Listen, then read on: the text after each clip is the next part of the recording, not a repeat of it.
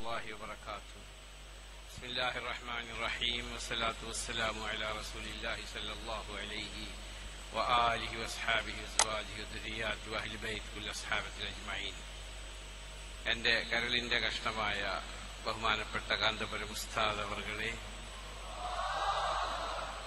ആദരണീയനും ബഹുമാന്യനും പ്രിയങ്കരനുമായ നമ്മുടെ മുഖ്യമന്ത്രി ശ്രീ ഉമ്മൻചാണ്ടി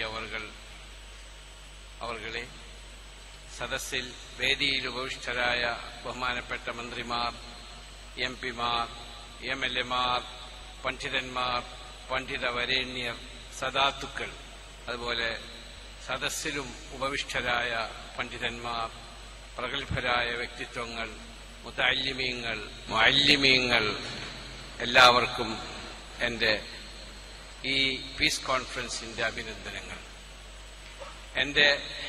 ഞാൻ ബഹുമാനിച്ചിരുന്ന, ലോകം കണ്ട ഏറ്റവും വിശാലഹൃദയനായ ഭരണാധികാരി, അതായത് ലോകം കണ്ട ഏറ്റവും വലിയ ദാനധർമ്മിഷ്ഠനായ ഭരണാധികാരി മർഹൂം Sheikh Zayed bin Sultan Al Nahyan അള്ളാഹുവരുടെ നാമധേയത്തിലുള്ള ഈ സമാധാന സമ്മേളനമാണ് ബഹുമാനപ്പെട്ട മുഖ്യമന്ത്രി ഉദ്ഘാടനം ചെയ്യുന്നത്.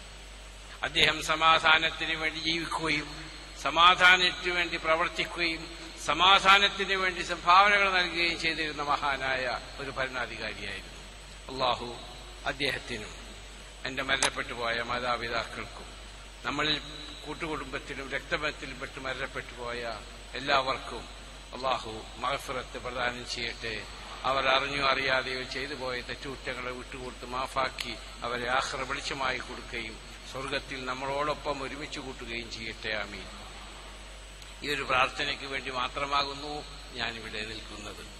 അതുകൂടാതെ ബഹുമാനപ്പെട്ട ഉസ്താദ് പറഞ്ഞ മാതിരി നമ്മുടെ രാജ്യത്തിന് സമാധാനവും, ബഹുമാനപ്പെട്ട മുഖ്യമന്ത്രി സൂചിപ്പിച്ച മാതിരി നമ്മുടെ രാജ്യത്ത് സമാധാനം ആവശ്യമാണ്. നമ്മുടെ രാജ്യത്ത് വിദ്യാഭ്യാസം ആവശ്യമാണ്. നമ്മുടെ രാജ്യത്ത് തൊഴിൽ ആവശ്യമാണ്. ഇതിന് സർക്കാരുകൾ മാത്രം പ്രവർത്തിച്ചാൽ പോരാ. സർക്കാരിന് മാത്രമുള്ളൊരു ബാധ്യതയും ചുമതലയുമല്ല ഇത്.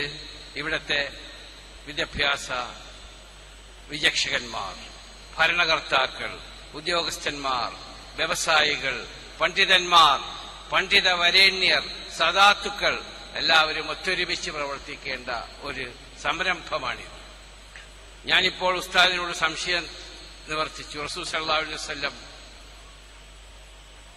ഹദീസ്, നമ്മൾ ജനിക്കുന്ന സ്ഥലം നമ്മുടെ ഉമ്മയെപ്പോലെയാകുന്നു എന്ന ഹദീസ് ഞാൻ കേട്ടിട്ടുണ്ട് ഉസ്താദ്. അത് ശരിയാണോ എന്ന് ചോദിച്ചപ്പോൾ തീർച്ചയായിട്ടും അത് ശരിയാണ് എന്നുകൂടി കൺഫേം ചെയ്തിട്ടാണ് പറയുന്നത്. നമ്മൾ ജനിച്ച ഈ സ്ഥലം നമ്മുടെ മാതാവാണ്, ഉമ്മയാണ്. ആയതുകൊണ്ട് ഈ രാജ്യത്തെ സ്നേഹിക്കുക, ഈ രാജ്യത്ത് ഇവിടുത്തെ നിയമങ്ങൾക്കനുസരിച്ച് നമ്മൾ ജീവിക്കുക, ഈ രാജ്യത്ത് സമാധാനം നമ്മൾ ഉണ്ടാക്കുക. അതിന് അന്യമതസ്ഥരുമായി സ്നേഹത്തിലും സൗഹാർദ്ദത്തിലും സ്നേഹത്തിലും നമ്മൾ ജീവിക്കുക. നമ്മൾക്ക് സമാധാനമാണ് ഇന്നില്ലാത്തത്, സമാധാനമാണ് നമ്മൾക്ക് ആവശ്യം.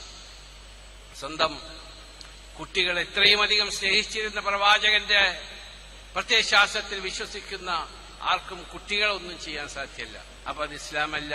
ഈ കേൾക്കുന്നതും ഇസ്ലാമല്ല, അത് ഇസ്ലാമിൽ പെട്ടതല്ല. അതിനെല്ലാം നാം എതിർക്കേണ്ടിയിരിക്കുന്നു. ഒരു കാര്യം കൂടി പറഞ്ഞുകൊണ്ട് ഞാൻ അവസാനിപ്പിക്കാം. ഈ ഒരു കാര്യത്തിന് വേണ്ടി, സമാധാനത്തിന് വേണ്ടി, സ്നേഹത്തിന് വേണ്ടി, സൗഹാർദ്ദത്തിന് വേണ്ടി, പരസ്പര ബഹുമാനത്തിന് വേണ്ടി, രാജ്യസ്നേഹത്തിന് വേണ്ടി നാം എല്ലാ വിഭാഗങ്ങളും ഒന്നിക്കണം എന്നുകൂടി, ഒന്നിച്ചിട്ടില്ലെങ്കിൽ സ്നേഹത്തോടെ പ്രവർത്തിക്കണം. ഒരുപക്ഷെ ഉസ്താദിനും നിങ്ങൾക്ക് മനസ്സിലായിട്ടുണ്ടാവാം.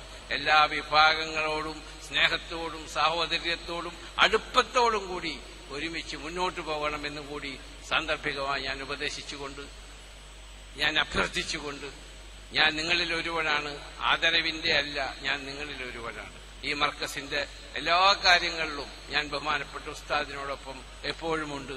ഞാൻ എപ്പോഴും പറയാറുണ്ട്, അവിടുത്തെ അറബി സഹോദരന്മാരുടെയും ഷെയ്ഖുമാരുടെയും വീടുകളുടെ മുന്നിൽ, ഓഫീസുകളുടെ മുന്നിൽ മണിക്കൂറുകളോളം കാത്തിരുന്ന് അവരെ കെട്ടിപ്പിടിച്ചുമ്മ വെച്ച്, പക്ഷെ അവരെല്ലാം ബഹുമാനിക്കുന്ന, അവരെല്ലാം ആദരിക്കുന്ന, ലോകത്തിലെ രാജാക്കന്മാർ ബഹുമാനിക്കുന്ന, ഭരണകർത്താക്കൾ ബഹുമാനിക്കുന്ന, രാജകുടുംബങ്ങൾ ബഹുമാനിക്കുന്ന ബഹുമാനപ്പെട്ട ഉസ്താദ് എന്താവശ്യം എന്ന് വെച്ചാൽ അതെല്ലാം അവർ കൊടുക്കാൻ തയ്യാറാണ്. അങ്ങനെ അദ്ദേഹം ജീവിതം മുഴുവൻ ഈ മർക്കസിന് വേണ്ടി ഒഴിഞ്ഞു വെക്കുകയും അതിനുവേണ്ടി പ്രവർത്തിക്കുകയും ഇത് ഇത്രയും വലിയൊരു സ്ഥാപനമായി ലോകത്തെമ്പാടും അറിയപ്പെടുന്ന ഒരു സ്ഥാപനമായി വളർന്ന് പന്തലിച്ചു വരികയും ചെയ്യുന്നു.